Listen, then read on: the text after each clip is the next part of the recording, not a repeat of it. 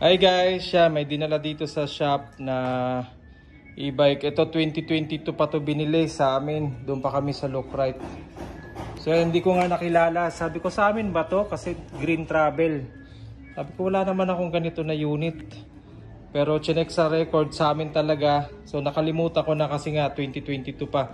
So nangyari nito na-drain yung battery, hindi na nagamit. So ayan, ganito yung ginagawa namin.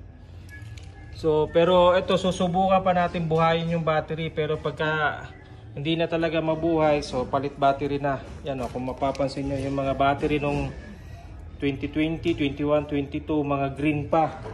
Tapos ito, ganun din to. Pero ito, latest to. Kung mapapansin nyo, iangat mo nga isang battery.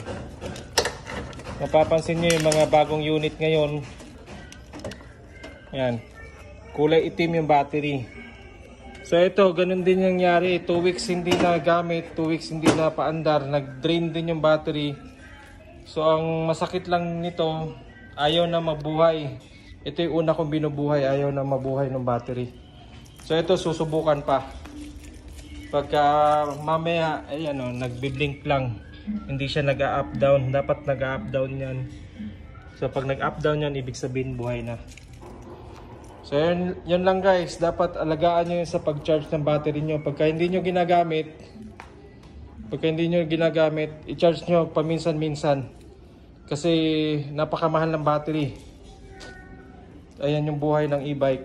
So sayang naman. So yun lang guys.